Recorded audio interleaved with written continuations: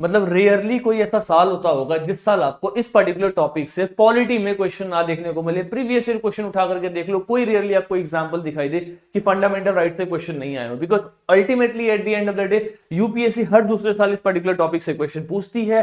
बहुत ही conceptual topic है और इस टॉपिक में चैलेंज ये आता है कि सर कॉन्सेप्ट जितने ना उतने आर्टिकल्स भी हैं, तो बैलेंस इंपॉर्टेंट है। मैंने फंडामेंटल राइट्स को यूट्यूब पे 25 क्लास की सीरीज में 3 क्लास प्रॉपरली फंडामेंटल राइट को डिवोट किया है, जहां पे फंडामेंटल राइट आर्टिकल 12 से लेकर 35 तक बहुत डिटेल तरीके से हमने कवर अप किया हुआ है in that series of complete polity 25 classes, जिसको हजारों एस्पिरेंट्स ने देखा हुआ है। तो अगर आप अभी तक नहीं देखे, you can definitely go and check out दो series, available free of cost on YouTube. बाकी इस पर्टिकुलर सीरीज के थ्रू हम क्या कर रहे हैं सर, हर एक चैप्टर का पीवाईक्यू करते हुए पूरी पॉलिटी रिवाइज कर रहे हैं for the UPSC and the state PSC examinations. So, those who do not know me, hi everyone, my name is Rupesh, I am founder of Power IAS and let's begin with the class, right? तो एक एक करके question देखते हैं पहले and then will come straightly to the solution. सबसे पहला question UPSC 2024 recent years का पूछा हुआ है रिट पिटिशन के ऊपर में। सबसे बेसिक बात पहले तो सर ये रिट मतलब क्या होता है, तो रिट का मतलब होता है लीगल ऑर्डर। क्या होता है sir, legal order. Writ petition supreme court और हाई कोर्ट दोनों निकाल सकती हैं, स्पेशली आपके फंडामेंटल राइट अगर वायलेट हुए तो उसको रीस्टोर करने के लिए सुप्रीम कोर्ट निकालती है आर्टिकल 32 से और हाई कोर्ट निकालती है आर्टिकल 226 से। बाकी क्या डिफरेंसेस है, कौन नैरो है कौन ब्रॉड है, वो अपन ने क्लासेस में कवर अप किया हुआ है। अब स्ट्रेटली क्वेश्चन पे आते हैं कि बेसिकली अगर प्रोहिबिशन का रिट जारी किया गया है, या तो सुप्रीम कोर्ट ने किया या हाई कोर्ट ने किया, तो ये प्रोहिबिशन का रिट में क्या होता है। तो क्या प्रोहिबिशन का रिट मतलब ऐसा है कि the government officer prohibiting him from taking any particular action, कि हम किसी सरकारी अधिकारी को रोकने के लिए प्रोहिबिशन का रिट जारी करते हैं? नहीं, हम कभी भी गवर्नमेंट ऑफिसर एडमिनिस्ट्रेटिव इन चीजों में हम प्रोहिबिशन रिट को नहीं जारी करते, स्पेशली आपकी जो हाई कोर्ट है सुप्रीम कोर्ट है ऐसी जगह पर रिट जारी नहीं करती है। नेक्स्ट ऑप्शन है पार्लियामेंट लेजिस्लेटिव एक्शन के लिए, नहीं कभी भी नहीं। लेजिस्लेशन में भी रिट जारी नहीं किया जाता है प्रोहिबिशन का, कभी भी सुप्रीम कोर्ट ऐसा मतलब रिट नहीं जारी कर सकती कि आप पार्लियामेंट या स्टेट लेजिस्लेचर के एक्शन को रोकने की काम करो। मैं आपको बेसिकली बता दूं तो प्रोहिबिशन का रिट हमेशा जारी किया जाता है जब कभी भी सुप्रीम कोर्ट या हाई कोर्ट को लगता है कि जो लोअर लेवल का कोर्ट है वो अपने जुरिस्डिक्शन को एक्सीड कर गया है। अगर वो अपने लेवल को क्रॉस कर गया है तो ऊपर से रिट जारी किया जाता है प्रोहिबिशन, मतलब आपको रोका जा रहा है, ये जो आप जजमेंट दे रहे हैं आपके पास पावर ही नहीं है, you have exceeded that level, तब जाकर के प्रोहिबिशन का रिट जारी होता है। That is the reason why option C is the right answer which says the lower court prohibiting the continuation of proceeding in a case. मतलब क्या है सर, कभी भी लोअर कोर्ट अपने प्रोसीडिंग्स के लेवल को मतलब क्रॉस कर रहा है तो उसको प्रोहिबिट करने के लिए, रोकने के लिए सुप्रीम कोर्ट या हाई कोर्ट क्या लगाते हैं सर, रिट पिटिशन जारी करता है प्रोहिबिशन का। So option C is the right answer. बाकी इसके साथ में और कौन कौन से रिट्स होते हैं बहुत ही क्विकली देखेंगे। एक होता है sir habeas corpus. Habeas corpus का मतलब क्या होता है, to have the body of, यानी किसी भी इंसान को इलीगल तरीके से डिटेन कर लिया गया है तो सुप्रीम कोर्ट या हाई कोर्ट हैबिस कॉर्पस लगा करके उस इंसान को कोर्ट में बुला सकती है जानने के लिए कि उसका फंडामेंटल राइट वायलेट हुआ है नहीं हुआ है, यानी कहीं ना कहीं आपके फ्रीडम राइट को रिस्टोर करने के लिए हैबिस कॉर्पस लगता हुआ नजर आएगा। हैबिस कॉर्पस के बाद में आपको एक मैंडामस दिखाई देता है, राइट। मैंडामस के ऊपर क्वेश्चन भी अभी मैं आपसे पूछूंगा। मैंडामस का मतलब होता है वी कमांड, यानी कि जब भी कोर्ट को लगता है कि कोई नीचे सरकारी अधिकारी है वो अपना काम ठीक तरीके से नहीं कर रहा तो कोर्ट रिट लगाती है, लीगल ऑर्डर पास करती है, मैंडामस उसको कमांड देती है कि भाई साहब ये काम आप नहीं कर रहे हो, ये काम आपको करना चाहिए। ऐसे ही एक और है सर, वो है आपका सर्ट्यूरेरी। मतलब जब भी कोर्ट को लगता है कि नीचे वाले कोर्ट ठीक तरीके से काम नहीं कर रहे, अपने जजमेंट्स ठीक से नहीं कर रहे, राइट, या उनसे हैंडल नहीं हो रहा केसेस, तो कहीं ना कहीं सर्ट्यूरेरी का मतलब होता है टू बी सर्टिफाइड। सर्ट्यूरेरी लगा करके ऊपर वाली कोर्ट उन केसेस को हैंडल करते हुए नजर आते। और एक और है सर, दैट इज द क्यो वारंटो। क्यो वारंटो का मतलब क्या होता है, इसका मतलब होता है बाय व्हाट अथॉरिटी। सपोज करो कोई एक पोस्ट है, उस पोस्ट पे अपने कोई प्रोफेसर को हायरिंग करना है और हमने एलिजिबिलिटी दिया है कि जिसके पास 10 साल का टीचिंग एक्सपीरियंस है वही प्रोफेसर बन सकता है, लेकिन हमने रिक्रूटमेंट कर लिया कि ऐसे इंसान का जो 6 साल भी नहीं पढ़ाया था और इसको प्रोफेसर बना दिया, तो किस अथॉरिटी से प्रोफेसर बन गया, ये तो अपनी एलिजिबिलिटी को भी नहीं मीट कर पा रहा। तो वहां पे क्यो वारंटो पास किया जाता है। क्यो वारंटो का मतलब है, पूछा जाता है कि भाई साहब by what authority you have come to this position, किस अथॉरिटी से आप इस पोजीशन पे आ गए, that is by quo warranto is passed out there. तो इस तरीके से अलग अलग रिट्स है। इन सभी रिट्स को मैंने डिटेल में फंडामेंटल राइट की तीसरी क्लास में पढ़ाया हुआ है, जिसको लगभग 2-2,500 एस्पिरेंट्स ने देखा हुआ है। तो अगर आपको नहीं पता, you should definitely go and watch out those videos, right. चलो अब ये क्वेश्चन है सर 2024 का, and trust me I do not no UPSC को राइट टू प्राइवेसी से ऐसा क्या प्यार है कि वो हर 3-4 साल में राइट टू प्राइवेसी पूछ देता है। एकदम बेसिक सा क्वेश्चन पूछता है। राइट टू प्राइवेसी बेसिकली हमारे कॉन्स्टिट्यूशन के कौन से आर्टिकल के अंदर में आता हुआ नजर आएगा, तो sir right to privacy article 21 के अंदर दिखाई देगा। पुट्टुस्वामी केस करके एक केस था, राइट। उस पर्टिकुलर केस के बाद में आर्टिकल 21 के, मतलब देखो आर्टिकल 21 हमेशा याद रखना, जो अनुच्छेद 21 है ये सबसे ज्यादा कह सकते हैं एक्सपेंडेड आर्टिकल है। एक्सपेंडेड इन द सेंस कि आर्टिकल 21 के अंदर में बहुत सारे राइट्स को कहीं ना कहीं कोर्ट ने दिखाया हुआ है। सुप्रीम कोर्ट ने आर्टिकल 21 के अंदर बहुत सारे राइट्स दिखाए, जैसे कि right to have a clean environment, right to sleep, right to privacy, right to travel abroad. बहुत सारे आर्टिकल्स है जो आर्टिकल 21 के अंदर दिखाई देंगे, बहुत सारे राइट्स आपको आर्टिकल 21 के अंदर दिखाई देते हुए नजर आते हैं। उनमें से एक राइट है सर राइट टू प्राइवेसी, जो इसके अंदर में आता हुआ नजर आएगा। याद रखना यूपीएससी ने आई थिंक 2019 में या 20 में इसी पे क्वेश्चन पूछा था, 24 में फिर सेम टू सेम रिपीट कर दिया, राइट। तो I do not know what is the love with right to privacy, ये तो यूपीएससी जाने। ये 23 का क्वेश्चन है 2023 का, और बहुत प्यारा क्वेश्चन है, राइट। बहुत सारे एस्पिरेंट्स फंसे थे इस क्वेश्चन में। हम पहले लॉजिक लगाएंगे फिर नॉलेज का इस्तेमाल करेंगे। पहला क्वेश्चन बोल रहा है सर स्टेटमेंट को लेकर के। स्टेटमेंट क्या कहा जा रहा है? The supreme court of India has held in some judgments that the reservation policy made under article 16(4). Supreme court का कहना है कि कुछ जो रिजर्वेशन हम बना रहे हैं आर्टिकल 16(4) के अंदर, जो कुछ रिजर्वेशन दिया जा रहा है उसका क्या हो रहा है, right, would be limited by article 335 for the maintenance of efficiency of administration. मतलब आर्टिकल 16(4) के अंदर में जो आप रिजर्वेशन दे रहे हो उसको लिमिट कर रहा है, उसको रोक रहा है। कौन सा आर्टिकल रोक रहा है? आर्टिकल 335 उसको रोकता है। क्यों रोकता है? बिकॉज आर्टिकल 335 कहता है कि हमें अपनी इफिशियंसी को मेंटेन करके रखना है एडमिनिस्ट्रेशन में। यानी कि एडमिनिस्ट्रेशन में जो लोग आ रहे हैं, अगर मेरिट बेसिस पे ज्यादा लोग आएंगे तो उसका इफिशियंसी हाई रहेगा। अगर आप मैक्सिमम सीट्स को रिजर्व कर दे किसी भी क्लास के लिए, किसी भी कैटेगरी के लिए, तो उससे हो सकता है कि मेरिटोरियस लोगों की संख्या कम हो जाए। तो कहीं ना कहीं आर्टिकल 16 का 4 जो कहीं ना कहीं रिजर्वेशन को प्रमोट कर रहा है, आर्टिकल 335 जो है उस रिजर्वेशन पॉलिसी को कम करता हुआ नजर आ रहा है, उसको रोकता हुआ नजर आ रहा है। क्योंकि आर्टिकल 335 इफिशियंसी ऑफ एडमिनिस्ट्रेशन पे ज्यादा फोकस कर रहा है कि ऐसे लोग सिस्टम में आए जो इफिशियंट हो। आप ज्यादा रिजर्वेशन के द्वारा लोग को लेकर के आओगे तो हाई चांसेस है सर कि इफिशियंसी उसकी कम हो जाएगी। अब आप खुद सोचो, इतना प्यारा आर्टिकल इतने प्यारे तरीके से लिखा हुआ है, एग्जामिनर ऐसे क्वेश्चंस में जो खुद में सेल्फ एक्सप्लेनेटरी होते हैं और बहुत ही जेनरिक स्टेटमेंट्स में होते हैं उनमें गलती नहीं होता है। क्योंकि जब जो स्टेटमेंट्स गलत होते हैं ना, उनमें या तो एक्सट्रीम वर्ड का यूज करेगा या फिर सेंटेंस को बहुत ट्विस्ट करेगा। ये स्टेटमेंट खुद में सेल्फ एक्सप्लेनेटरी है। ऐसा लग रहा है कि हिंदू के किसी आर्टिकल को उसने उठाया हुआ है जो रिजर्वेशन और रिजर्वेशन के ड्रॉबैक के ऊपर में कुछ लिखा हुआ होगा, उसको वहां से पिक करके पेस्ट कर दिया। दैट इज हाउ यूपीएससी में क्वेश्चन। तो you have to understand first of all, पहली बात तो अगर किसी ने इस आर्टिकल इस लाइन को समझा है ना, तो उसको एक कंप्लीट मीनिंग मिलेगी कि हाँ ये बात सही, it makes sense at the end of the day कि आर्टिकल 16(4) ये, आर्टिकल 335 ये बोल रहा होगा, एकदम सेंस लग रहा है इसमें। So this kind of statements are very generic और इनके सही होने के चांसेस भी ठीक ठाक होते हैं। आगे देखो, अब देखो, क्योंकि मैं इसलिए बोल रहा हूँ कि आर्टिकल 335 कोई भी नहीं पढ़ता है, आप भी नहीं पढ़ोगे, मैंने भी इतने बच्चों को पढ़ाया, मुझे भी नहीं पता आर्टिकल 335 क्या। बट वही ना, एग्जाम को एग्जाम के टेम्परामेंट के साथ लगाना है। We do not know everything but we have to understand the temperament of exam, right. Next option जो स्टेटमेंट 2 है ये कह रहा है article 335 of the constitution of India defines the efficiency of administration. अब यहीं पे ट्रैप है, आप सभी को पता है, I think every one of you know कि हमारे कॉन्स्टिट्यूशन में 99% चीजों को डिफाइन नहीं किया गया है। Rarely you will find there is something which is defined. इसके पीछे का रीजन मैं आपको बता चुका हूं, मैंने एक एग्जांपल भी दिया था। सपोज करो मैं अगर कहूं कि क्लास में जितने भी एस्पिरेंट आ रहे हैं सब क्लास की मर्यादा का पालन करेंगे, you will have to follow the decorum of the class, और मैंने मर्यादा यानी कि डेकोरम को डिफाइन नहीं किया, तो मेरे पास स्कोप है कि अगर कोई भी बच्चा किसी भी तरीके से परेशानी कर रहा है, मैं बोल रहा हूं कि देखो मैंने कहा था ना मर्यादा को क्रॉस मत करो, you are crossing that limit. लेकिन अगर मैं डिफाइन कर दूं मर्यादा का मतलब ये 5 चीजें, हो सकता है सामने वाला ये 5 चीजों को छोड़ करके कोई छठी चीज फॉलो कर रहा हो जो इस डेफिनेशन के बाहर हो, लेकिन वो मर्यादा को हैम्पर कर रहा हो, तो फिर मैं क्या करूंगा। तो इसीलिए बहुत जगह पे चीजों को कॉन्स्टिट्यूशन में डिफाइन नहीं किया गया है, ताकि जैसे ही आप चीजों को डिफाइन करते हो ना, आप उसके स्कोप को लिमिट कर देते हो।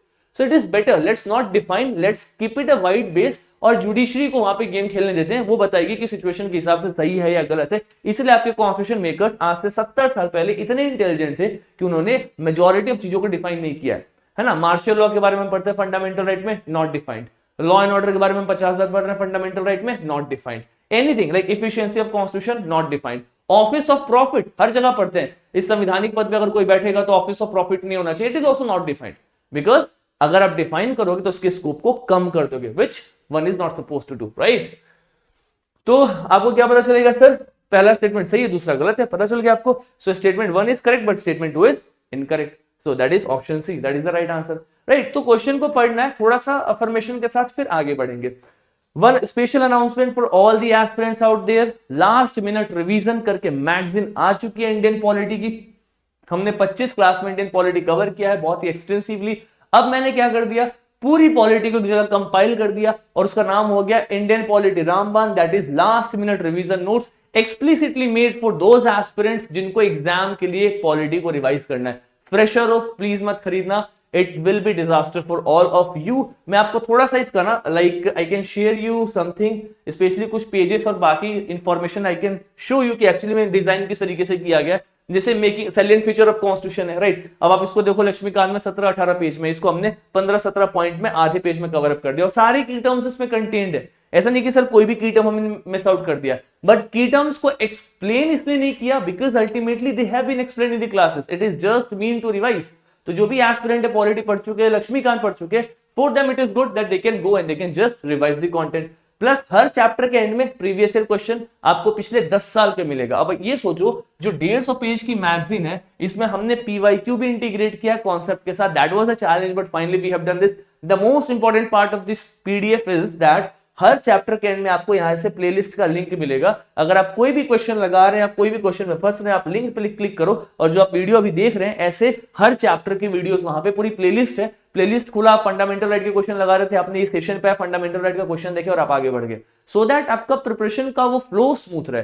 कैसे मिलेगी मैगजीन? इस पर्टिकुलर नंबर पे व्हाट्सएप करना है, पावर आई इसका ऑफिशियल नंबर है। इस पर्टिकुलर नंबर पे व्हाट्सएप करने के बाद you will be given a QR code, उसका स्क्रीनशॉट शेयर करके when you will share that you will be given the PDF, right? You can have the PDF. अभी तक 50 बच्चों ने PDF ले लिया है and the last and the most important thing is PDF का price is ₹199 but because of inaugural offer अभी 4 नवंबर तक it is available at 149। तो जो भी ऐसे एस्पिरेंट है who want to get this PDF इस पर्टिकुलर नंबर पे लिखेंगे polity 149 and you will be given the QR code and then you can avail the PDF, right? चलो, और एक और चीज, पीडीएफ के बाद में आपको मुझे रिव्यूज भी देने हैं। अभी मेरे पास लगभग 20-22 बच्चों के रिव्यू आए, बहुत ही अच्छे, बहुत ही ऑनेस्ट रिव्यू आए हैं। मैं उनको शेयर करूंगा बट पहले थोड़ी मास रीच तक पीडीएफ चली जाए, कम से कम 500-600 एस्पिरेंट तक पहुंचे, then will have some big numbers to share, right? Anyways, coming back to the question. So the next question is from UPSC 2022 का क्वेश्चन है। क्या बोल रहा है? With reference to writ. देखो यूपीएससी को ना पॉलिटी में फंडामेंटल राइट में रिट पिटिशन से अलग ही प्यार है। हर दूसरे साल वो रिट पे क्वेश्चन पूछता है। रिट मतलब क्या? लीगल ऑर्डर, मतलब आपका फंडामेंटल राइट रिस्टोर करने के लिए कोर्ट लीगल ऑर्डर पास कर रहा है, that is called the writ. तो अगर हम रिट की बात करते हैं तो इनमें से इन स्टेटमेंट्स को हमें देखना है। 2022 का क्वेश्चन है। पहला स्टेटमेंट है सर मैंडेमस। अब मैंडेमस का मतलब क्या होता है? मैंने कहा है वी कमांड। मैंडेमस का मतलब क्या होता है सर? वी कमांड, ठीक है। Mandamus will not lie against a private organization. Mandamus किसी प्राइवेट ऑर्गेनाइजेशन के अगेंस्ट नहीं लगाया जाएगा unless it is interested with public duty. सही बात है। आप किसी प्राइवेट बॉडी के अगेंस्ट मैंडेमस कैसे लगा दोगे जब तक वो सरकारी काम से संबंधित कोई संबंध ना रखता हो? मैं आपको एक एग्जांपल दे रहा हूं। सपोज करो कि एक सरकारी अफसर है, उसका काम है कि सर वो एजुकेशन डिपार्टमेंट में है, गरीब लोग जो है उनकी मदद करे, गरीब बच्चों में स्कूल बैग फ्री में बंटवाए और उनके एजुकेशन सिस्टम को इंप्रूव करे। तो अगर वो ये काम नहीं कर रहा है तो ऊपर से कोर्ट उसके अगेंस्ट मैंडेमस जारी कर सकता है कि भाई ये तुम्हारा काम था, इसी के लिए तुम्हें रिक्रूट किया गया, तुम ये काम क्यों नहीं करो? Because this is why you were recruited. ये तो आपको करना चाहिए था ना, पहली बात। दूसरी इंपॉर्टेंट बात, अब मैंडेमस से रिलेटेड है, राइट? सपोज करो एक प्राइवेट कंपनी है, वो कंपनी एजुकेशन सिस्टम में आई है लेकिन उसको अपना सामान बेचना है और आगे जाना है। उस प्राइवेट कंपनी के अगेंस्ट पे आप मैंडेमस जारी नहीं कर सकते क्योंकि वो प्राइवेट कंपनी का काम नहीं है कि वो सोसाइटी में घूम घूम के फ्री में बैग बांटे और कल्याण का काम करे, वेलफेयर का काम करे। प्राइवेट कंपनी का काम है प्रॉफिट बनाए। तो जब वो प्रॉफिट बनाने के लिए आता है, आप उसके ऊपर मैंडेमस नहीं लगा सकते कि आपने फ्री में काम क्यों नहीं किया। क्यों करे वो फ्री में काम? उसका तो काम है प्रॉफिट करना। लेकिन ये सरकारी अधिकारी जिसको उसी काम के लिए रिक्रूट किया गया था, इसने अपना काम नहीं किया, तो वहां पे मैंडेमस लग रहा है। यानी कि मैंडेमस कब लगता है? मैंडेमस तब लगता है जब किसी अधिकारी को कोई काम बोला गया करने के लिए, उसके लिए उसकी नियुक्ति हुई है और वो काम को नहीं कर रहा है। A person is appointed to do certain job and is not doing that job. Only because of that, the mandamus, writ petition is applied so that he is given order to execute the work that he is asked to do that. उस काम को वो execute करे जिसके लिए उसकी भर्ती की गई है, right? So first option is correct. तो अगर कोई प्राइवेट बॉडी है और वो पब्लिक ड्यूटी कर रही है, सरकारी ड्यूटी कर रही है, मतलब गवर्नमेंट से टेंडर मिला है, किसी भी तरीके से सरकार का काम कर रही है, तब तो उस पर मैंडेमस लग जाएगा। लेकिन अगर वो सरकारी तंत्र से रिलेटेड नहीं है तो मैंडामस नहीं लगेगा। ठीक है, चलो भैया नेक्स्ट है, mandamus will not lie against a company even though it may be a government company. क्यों नहीं लगेगा? अगर कोई कंपनी सरकारी कंपनी है तो उसके अगेंस्ट मैंडामस क्यों नहीं लगेगा? सरकार की कंपनी है, यानी कि उस कंपनी को बनाया गया था कुछ काम करने के लिए, वो काम नहीं करेगी तो कोर्ट ऊपर से मैंडामस लगाएगा, भैया काम क्यों नहीं हुआ। Are you getting my point? तो ये तो गलत हो गया, लग सकता है। तीसरे पे आओ, any public minded person can be a petitioner to move the court to obtain the writ of quo warrant. ये बात सही है, क्यो वारंटो कोर्ट में लगाने के लिए कोई भी इंसान जा सकता है। सपोज करो मैं एक ऐसा इंसान हूं जो एक्स यूनिवर्सिटी एक्स से पढ़ के आया हूं, मतलब एक्स नाम की एक यूनिवर्सिटी से पढ़ के आया, बहुत बड़ी यूनिवर्सिटी है, राइट। और मुझे लगता है कि एक यूनिवर्सिटी है वाई, और इस पर्टिकुलर यूनिवर्सिटी में एक प्रोफेसर है पी, और ये प्रोफेसर जो है यहाँ पे भी नए नए आए हैं, जो मैं आपको एग्जांपल दिया था, मैं फिर से रिपीट कर रहा हूं। और ये प्रोफेसर बनने के लिए इनको 10 साल का बेसिक एजुकेशन होना चाहिए, टीचिंग एक्सपीरियंस होना चाहिए। इनके पास मुश्किल से 5 साल का एक्सपीरियंस और इनको प्रोफेसर बना दिया गया। भले मैं इस यूनिवर्सिटी का आदमी नहीं हूं, मैं दूसरे यूनिवर्सिटी का हूं, लेकिन मैं इनके अगेंस्ट में कोर्ट में क्यों वारंटो डाल सकता हूं, पूछने के लिए कि भाई what authority he has been appointed to that position, ये उस पद पे किस अथॉरिटी से आए हैं। Are you getting my point? यानी कि ये कोई भी क्यों वारंटो तो सर कोई भी जारी कर सकता है। तो पहला और तीसरा, first and third statement are correct, that is the reason why option C is the right answer and that is the answer of this particular question. चलो moving ahead to the next question, right to privacy. अब देखो 2021 में है ना, right to privacy भी आपने देखा था, राइट, कुछ टाइम पहले 2024 में, अभी तो 2021 में भी same question, right to privacy किस आर्टिकल में? Sir right to privacy article 21 के अंदर में, बताने की आवश्यकता नहीं है। आगे आओ, ये क्वेश्चन बड़ा इंटरेस्टिंग था आर्टिकल 2021 का। जब ये क्वेश्चन पहली बार आंखों के सामने आया तो लगा पता नहीं क्या ही पूछ दिया गया है, बाद में घर पे आने के बाद पता चला कि बस क्या ही पूछा यार, यही तो पूछा हुआ है। यही होता है यूपीएससी में, वहां लगता है क्या ही पूछ दिया, घर पे आके लगता है क्या ही पूछा था यार, गलती करके आगे इसमें भी, राइट। तो देखो क्या लिखा हुआ है, legislation which confers on the executive or administrative authority an unguided and uncontrolled discretionary power in matter of application of law violate one of the following articles of the constitution। मतलब आप ये बताओ, अगर कोई भी, राइट, ऐसा question क्या बोल रहा है कि कोई भी एग्जीक्यूटिव या फिर एडमिनिस्ट्रेटिव अथॉरिटी हो, अगर इनके पास में आप अनकंट्रोल्ड डिस्क्रिशनरी पावर दे दो, इतनी शक्ति दे दो कि अपने हिसाब से कुछ भी डिसीजन ले सकते हैं, तो अगर आप इनको ये पूरी शक्ति दे दोगे तो कहीं ना कहीं आपके कॉन्स्टिट्यूशन के कौन से प्रोविजन को ये वॉयलेट कर देगा? सर ये वॉयलेट करेगा आर्टिकल 14, क्योंकि आर्टिकल 14 क्या बोलता है? Rule of law. आर्टिकल 14 क्या बोलता है? ये बोलता है सर रूल ऑफ लॉ, मतलब हर चीज कानून के हिसाब से होना चाहिए, और कानून के हिसाब से होना चाहिए मतलब हर इंसान का पावर लिमिटेड होना चाहिए। कोई भी इंसान ऐसा ना हो जिसके पास में अनलिमिटेड पावर हो। जैसे मैंने आपको बताया, इस देश का सबसे पावरफुल इंसान कौन है? Prime minister. लेकिन प्राइम मिनिस्टर चाहे तो अपने हिसाब से इलेक्शन नहीं करा सकते, उसके लिए इलेक्शन कमीशन ऑफ इंडिया है। प्राइम मिनिस्टर चाहे तो अपने हिसाब से कानून नहीं बना सकते, उसके लिए पार्लियामेंट है। प्राइम मिनिस्टर चाहे तो अपने हिसाब से किसी को पनिश नहीं कर सकते, उसके लिए जुडिशरी है। मतलब रूल ऑफ लॉ है ना, सिस्टम क्या है? कानून के हिसाब से चल रहा है। अब अगर किसी इंसान को आप अनकंट्रोल्ड डिस्क्रिशनरी पावर दे दो कि भाई तुम्हें जो मन करना है कर लो, तुम्हें जैसे करना है जो करना है करो, हमें कोई दिक्कत नहीं है, तब क्या होगा? Then entire system, entire structure will wash away. मतलब क्या हुआ सर? आपका article 14 rule of law vanish हो जाएगा, यानी कि ये वॉयलेट हो जाएगा। तो बस क्वेश्चन यही चेक करना चाह रहा था कि अगर किसी को बहुत शक्ति दे देंगे हम, तो इसमें से कौन सा आर्टिकल वॉयलेट होगा? आर्टिकल 14 वॉयलेट होगा, वो कानून के हिसाब से काम नहीं करेगा, रूल ऑफ लॉ नहीं होता हुआ नजर आएगा, है ना। नेक्स्ट क्वेश्चन है 2020 का फंडामेंटल राइट का, which of the following categories of fundamental rights incorporate protection against untouchability as a form of discrimination? बहुत सिंपल सा है, अनटचेबिलिटी, प्रोटेक्शन अगेंस्ट अनटचेबिलिटी कौन सा है? आप खुद बता दो मुझे, इसमें बताने की आवश्यकता है क्या?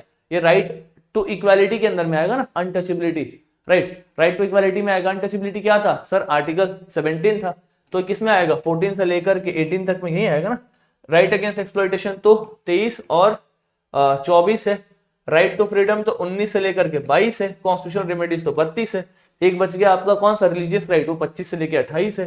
तो इस तरीके से इन सभी के बीच में आपको क्लियर कट डिफरेंसेस दिखाई देंगे।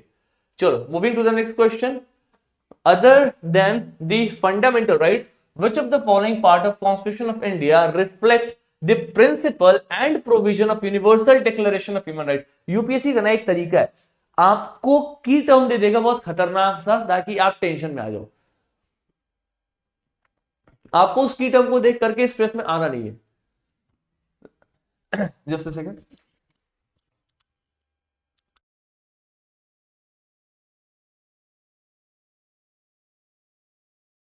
There is some serious throat issues with me, right. तो मैं क्या बोल रहा था, आई वाज सेइंग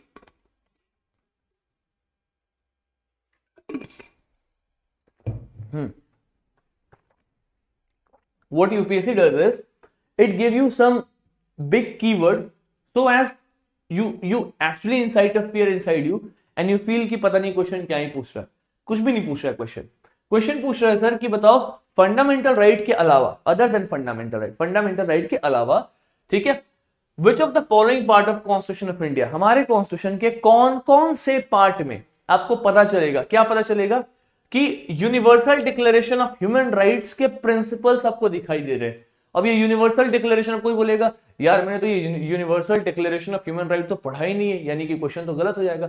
कुछ नहीं करना है, आप ये सब काटो, just cut this universal declaration. आप बस ये सोचो कि फंडामेंटल राइट के अलावा आपके कॉन्स्टिट्यूशन के किस पार्ट में आपको क्या देखने को मिलेगा, ह्यूमन राइट का प्रिंसिपल देखने को मिलेगा। मतलब आपके कॉन्स्टिट्यूशन में कहां कहां पे ह्यूमन राइट्स दिखाई देता हुआ नजर आएगा। तो बेसिकली हमारे कॉन्स्टिट्यूशन के मेजॉरिटी ऑफ जगहों पे ह्यूमन राइट दिखाई देगा। जैसे आप देख लो प्रियम्बल में भी तो ह्यूमन राइट है, फ्रेटर्निटी, इक्वालिटी, जस्टिस, ये इंसानों का ह्यूमन राइट ही तो है कहीं ना कहीं, सोशल राइट्स है, right. DPSP, social and economic right, यहां पे दिख जाएगा। फंडामेंटल ड्यूटी, इसमें भी आपको सोशल राइट्स में दिखाई देगा। यानी कि ह्यूमन राइट आपको प्रियम्बल के इन तीनों, मतलब कॉन्स्टिट्यूशन के इन तीनों प्रोविजन में दिखाई देगा। ह्यूमन राइट का मतलब क्या होता है, मानव अधिकार। आपको हर जगह इसमें मानव अधिकार दिखाई देगा। ऐसा नहीं है कि अधिकार आपको सिर्फ फंडामेंटल राइट में दिखाई दे रहा है। और मैंने आप सभी को पढ़ाया हुआ है कि जो फंडामेंटल राइट है, this talks about political rights, ये आपके पॉलिटिकल राइट्स की बात करते हैं। बाकी डीपीएसपी, फंडामेंटल ड्यूटीज कहीं ना कहीं आपके इकोनॉमिक एंड सोशल राइट्स की बात करते हैं, राइट। ये सब हमने क्लासेस में बहुत डिटेल में पढ़ा हुआ है। तो ये वर्ड देख के घबराना नहीं कि universal declaration of human right का मतलब क्या है। सीधा सीधा बोल रहा है कि ह्यूमन राइट का जो प्रिंसिपल है, आइडियोलॉजी है, वो फंडामेंटल राइट्स के अलावा आपके कॉन्स्टिट्यूशन में और कहां कहां दिखाई देगा, तो सर सब जगह दिखाई देगा, है ना। भले मैंने ये डिक्लेरेशन ऑफ ह्यूमन राइट नहीं पढ़ा है, उससे फर्क नहीं पड़ता। ये की टर्म बस बेवकूफ बनाने के लिए, आप की टर्म को कट करोगे आपको फिर भी क्वेश्चन सफिशिएंट लगेगा, है ना। Next is which article of constitution of India safeguard one's right to marry. हाँ, ये शादी करने वाला राइट, ठीक है। शादी करने से याद आया कि शादी होने वाली है हमारी भी, राइट। चलो अभी उस पर बाद में आएंगे, विल कम टू दैट, बहुत जल्दी होने वाली है। I will share the photographs and all, ठीक है। तो फटाफट बताएंगे which article of the constitution safeguard one right to marry the person of one's choice, है ना। 2019 में क्वेश्चन पूछा था, right to marry of one choice, कौन से आर्टिकल के अंदर में। अभी बहुत इंटरेस्टिंग सा क्वेश्चन है, शादी वाली बात है, तो इस पर हम जवाब नहीं देना चाहेंगे क्योंकि हमारा तो हो चुका। आप लोग अपना अपना सोचो और आर्टिकल बताओ कमेंट बॉक्स में किस में आएगा, right. Coming to the next question, anyways, UPSC ने 2018 में पूछा हुआ है, the parliament of India can place a particular law in 9th schedule of the constitution of India. The validity of law placed in 9th schedule can not be examined by any court, no judgment can be made on this. अब सोचो इसके बारे में।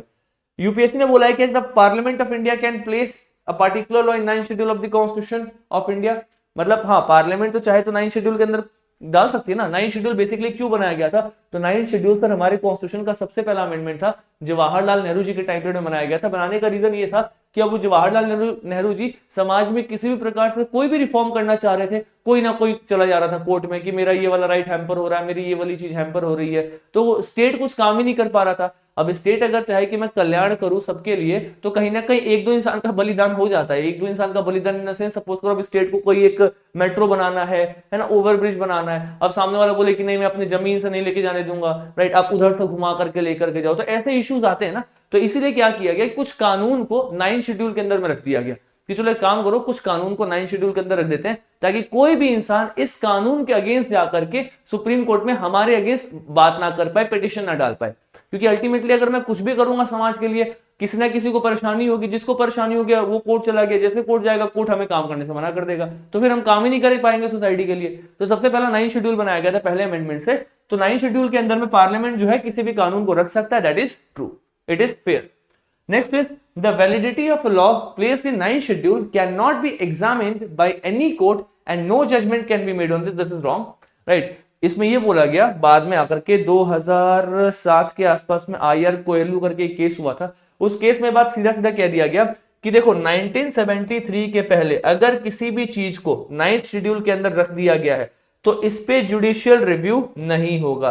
इसके बाद अगर आप कुछ भी रखोगे तो उसके ऊपर जुडिशियल रिव्यू होगा। बिकॉज अगर आप कोई भी ऐसा सेक्शन बना दो कि इसके अंदर हम किसी भी चीज को रखेंगे और इसमें जुडिशरी इंटरव्यू नहीं करेगी, तब तो आप दादागिरी कर सकते हो ना। कल तो आप कोई भी कानून बना दो, किसी के फेवर में बनाओ, किसी के अगेंस्ट में बना दो, आप पास करा दो, जुडिशरी तो आ ही नहीं पाएगी।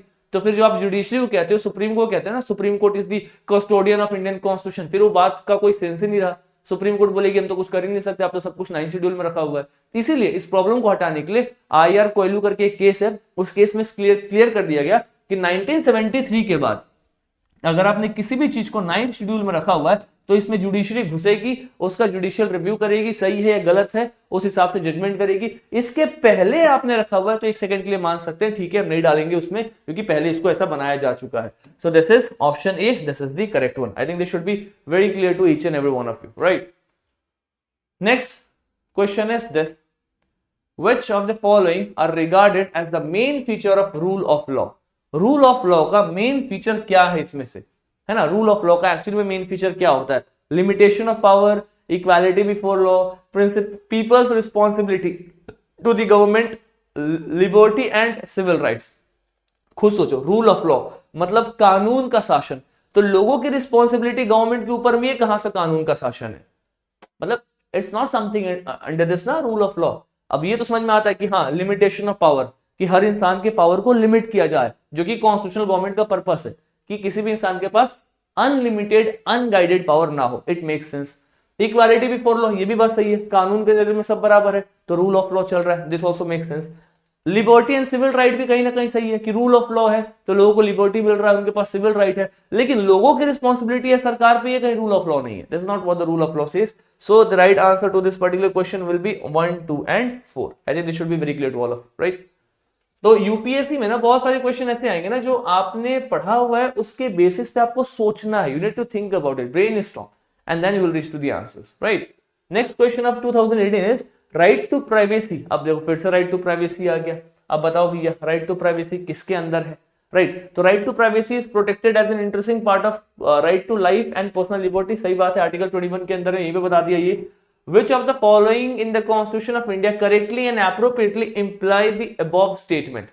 मतलब अच्छा, ये बोल रहा है कि rule of law, right to privacy, कौन सा आर्टिकल, इसमें आर्टिकल का नाम नहीं मेंशन किया हुआ है, ये रहा article 21 and the freedom guaranteed in part 3। मतलब देखो ये क्वेश्चन क्या पूछा है, इतना बेवकूफ सा क्वेश्चन है। किसी को राइट टू प्राइवेसी नहीं भी पता है ना, और उसको अगर ये पता है कि सर राइट टू लाइफ के अंदर में है, तो वो आंसर निकाल लेगा, बिकॉज उसको पता है राइट टू लाइफ आर्टिकल 21 है और 21 किसके अंदर, पार्ट 3 में है। अगर उसको ये नहीं पता है कि राइट टू लाइफ के अंदर कौन कौन सा राइट है, राइट टू प्राइवेसी है, राइट टू क्लीन एनवायरनमेंट, अगर ये नहीं भी पता है तो भी आंसर निकाल लेगा, बिकॉज यहाँ पे उसने पूरे तरीके से हिंट दिया हुआ है। It has given a complete hint here.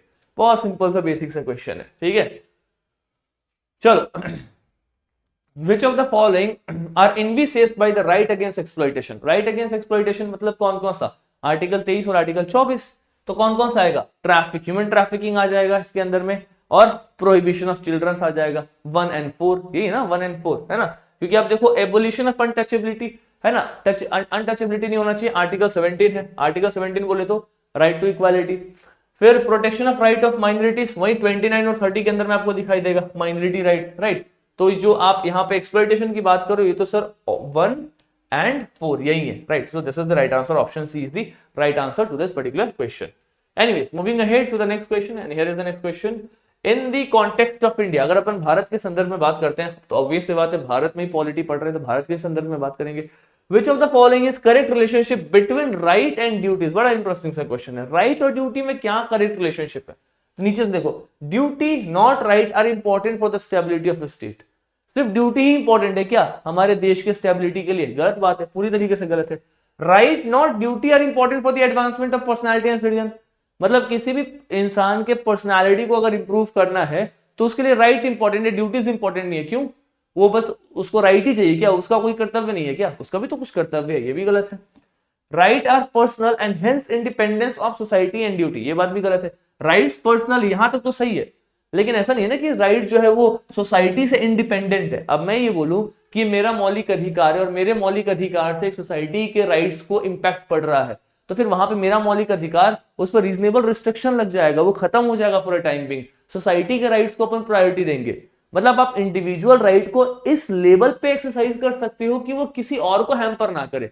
आपका मौलिक अधिकार, आपका फंडामेंटल राइट किसी कम्युनिटी के राइट को हैम्पर कर रहा है, ये जस्टिशिएबल नहीं है। इसलिए आप देखो आपके फंडामेंटल राइट को रीजनेबल रिस्ट्रिक्शन में रखा गया है, एंड ऑलमोस्ट जितने फंडामेंटल राइट्स है उन्हीं के आर्टिकल में रीजनेबल रिस्ट्रिक्शन का जिक्र किया हुआ है। जब आप उसके डिटेल क्लॉजेस को देखोगे कहीं ना कहीं कुछ ना कुछ रीजनेबल रिस्ट्रिक्शन लगाया हुआ है, बिकॉज आप किसी को भी फुलेस्ट पोटेंशियलिटी पे नहीं दे सकते हो ना अपॉर्चुनिटी, अदरवाइज वो कहीं ना कहीं गलत जा सकता है। फॉर एग्जाम्पल आपके पास में सर आपका अधिकार है कि आप कोई भी धर्म मान सकते हो, आप किसी भी प्रकार के रिचुअल्स को फॉलो कर सकते हो, it is your right.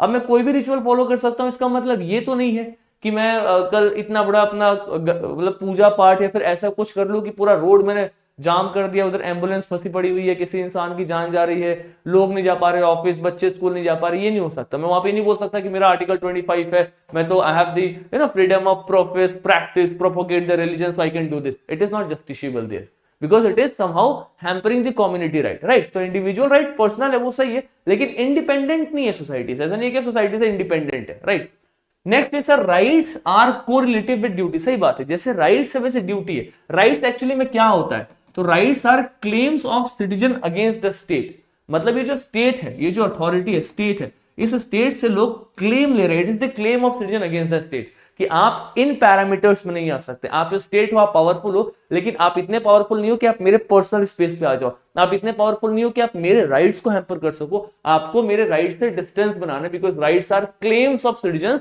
Against the state. बड़ा अच्छा इंट्रोडक्शन है। यूपीएससी का पीवाईक्यू था, पता नहीं क्वेश्चन में क्यों नहीं आया, बट ऐसा पीवाईक्यू है। राइट, तो व्हाट आई मीन टू से इज दैट, तो राइट कभी भी ना आपके सोसाइटी से इंडिपेंडेंट नहीं हो सकता। प्लस जैसे राइट्स है वैसे ड्यूटीज भी है। अब इस चीज को समझो, यहां पे एक इंसान है, ये बोल रहा है क्या कि ये स्टेट है, राइट, ये देश है, अथॉरिटी है, इससे ये अपना राइट मांग रहा है कि मेरा अधिकार है, आप मेरे अधिकार में हैम्पर नहीं कर सकते। तो क्या इसका कोई कर्तव्य नहीं है क्या इस देश के प्रति? है, he also has to do some duty। इस देश के प्रति उसको भी तो कुछ ड्यूटी करना पड़ेगा। So that is the reason why right and duties both are correlative with each other. चलो भैया फटाफट फटाफट चलेंगे। One of the implication of equality in society is the absence of what? Absence of privileges. अगर society में equality है तो किसी के पास कोई प्रिविलेज नहीं है ना, सब तो सेम बराबर ही है। इक्वालिटी का मतलब ये होता है ना किसी को आप प्रिविलेज नहीं दोगे। देखो यही मैं क्वेश्चन कर रहा था, 2017 का क्वेश्चन है। Rights are claims of citizen against the state, this is the right answer. Right actually में क्या होता है, तो कहीं ना कहीं इंडिविजुअल का क्लेम है स्टेट के अगेंस्ट में। Right, against the citizen, sorry rights are, ये तो गलत ऑप्शन है ना, हाँ ये रहा, rights are claims of citizen against the state, ये है आपका सही option, this is the option C. पहला वाला क्या बोल रहा है, rights are claims of state against the citizen, मतलब जो देश है वो सिटीजन से राइट मांग रहा है। ऐसा होता है क्या? सिटीजन देश से अथॉरिटीज राइट मांगते हैं ना कि मेरा अधिकार है, आप पावरफुल हो, लेकिन इसका मतलब ही नहीं कि आप मेरे अधिकारों को हैम्पर करो, ये मेरा क्लेम है, you can not come in my claim वाला area. That is the reason why rights are enforceable, these rights are actually enforceable, fundamental rights. Right, so option C is the right answer. पता है ऐसे answers में ना, fundamental right का question था, there was a guy मतलब mains में who started the answer with this line in the introduction, and that is such a beautiful thing to start. UPSC का स्टेटमेंट से आपने फंडामेंटल राइट को introduce करते हुए लिखा, fundamental rights are claims of citizens against the state dot dot dot, फिर आप आगे गए। So that is how you can start, that is how you can use the PYQs of prelims to mains answer and all, right? That is how you have to use it. Going to the next question, sir. Next question is okay. With reference to United Nations Convention on Rights of Child, consider the following, है ना? Rights of child की अगर बात करें, United nation convention तो हमने पढ़ा नहीं है, हम सीधे सीधे मुद्दे पे आते हैं सर। बच्चे की राइट्स की बात की जा रही है, उससे संबंधित नीचे दिए गए कुछ स्टेटमेंट है। क्या है sir? The rights of development, मतलब बच्चे के पास कौन कौन से अधिकार है? खुद को डेवलप करने का, खुद को एक्सप्रेस करने का, खुद को रिक्रिएट करने का। सही बात है, अब बच्चा है उसका खुद का अधिकार, मतलब हर कुछ वो खुद में खुद को डेवलप कर सके, खुद को रिक्रिएट कर सके। ये पूरे के पूरे राइट्स कहीं ना कहीं राइट ऑफ चाइल्ड के अंदर में आते हुए नजर आएंगे। इसमें कोई भी ऐसा स्टेटमेंट नहीं है जिसको सुनकर के लगे कि नहीं यार ये कैसे बच्चे के साथ हो सकता है। So that is how all these statements are correct, these are very generic statements, you just need to read, use some logic and get to the answer, right. और जब भी आप ऐसे क्वेश्चंस को पढ़ो तो बड़े लेवल पे इंटरप्रेट करो एग्जांपल्स के साथ में, and try to take a broader picture, unless examiner कुछ हिंट के द्वारा ऑप्शंस को गलत नहीं कर रहा। अगर बहुत ही सिंपल सपाट क्वेश्चंस है तो all of them are correct, है ना। चलो कुछ और क्वेश्चन देखेंगे। 2005 का क्वेश्चन है, क्या है? Article 301 pertains to right to property. 301 है क्या राइट टू प्रॉपर्टी? बताओ। The right to property is legal right but not a fundamental right. सही बात है। Article 300A was inserted in the Constitution of India by the Congress government at the center by 44th Amendment. देखो अभी question में कैसा track किया गया, मतलब ट्रैप डाला गया है।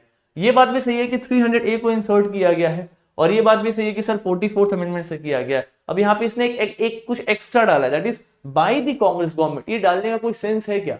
एग्जामिनर ने ऑप्शन को गलत करने के लिए डाला। वो ये डाल सकता था that article 300A was inserted in the constitution by the 44th amendment, बात खत्म। और ऐसे स्टेटमेंट्स बनते हैं, लेकिन उसने गलत करने के लिए अपना एक्स्ट्रा दिमाग क्या लगाया? By the Congress government. At that time there was no Congress government, if I am not wrong. I think there was Janata Party government, if I am not wrong, and that is the reason why this option is wrong. So only 2 is the correct answer. So you have to understand how examiner tries to fool you, how he tries to make a sentence go wrong, right? You'll understand if you read it thoroughly.